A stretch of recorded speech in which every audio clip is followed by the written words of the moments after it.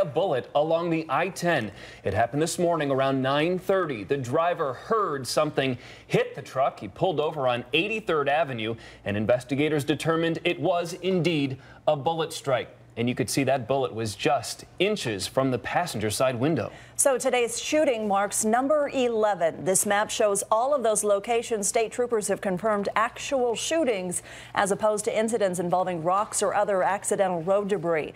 Now you can see the majority of these shootings have been along Interstate 10, stretching from the Loop 101 in the West Valley to just past State Route 51. Troopers are also investigating, though, cases on the 51, the Loop 202, and also the I-17. Arizona's top law enforcement officer has called these shootings domestic terrorism. And tonight he's leading an investigation with many unknowns. Our Jonathan Lowe met with DPS Director Frank Milstead and is live with what we know so far. Jonathan, good evening.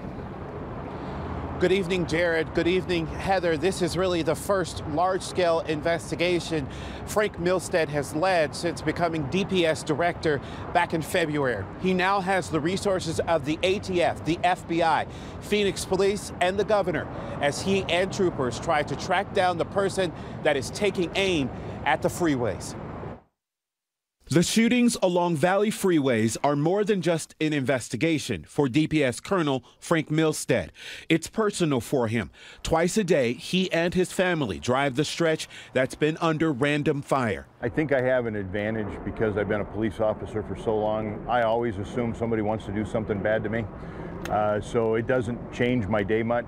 But he says he understands why those not in law enforcement may just be too unnerved to take the highway. It's a personal decision. I think they have to use whatever fits them and their lifestyle. There was no easing of fears today. 9:40 a.m. A truck driver doing his pre-route walk-around noticed a suspicious hole in his trailer. A semi-truck appears to have been hit by a bullet today around 83rd Avenue and I-10. Milstead confirmed there had been 11 such incidents since August 29th.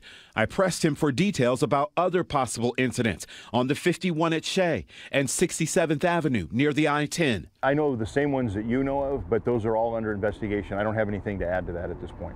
Over the course of this investigation, have you guys collected any sort of forensic evidence? Bullet fragments, fragments of BBs, any sort of forensic evidence?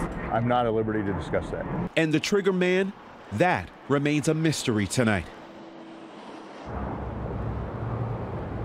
Now, DPS will openly admit that there is a lot that they know about this investigation, but that they cannot release to the public, and for good reason.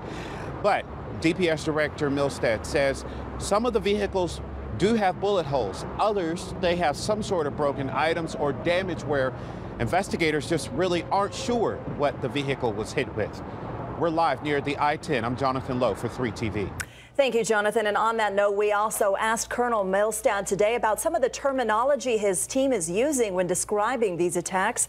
8 of the 11 shootings involved bullets that shattered windows or punched holes in the sides of cars. In the other 3, investigators will only say that projectiles hit those cars. Colonel Milstead explained that's because there is not enough evidence right now in those cases to confirm that bullets were involved.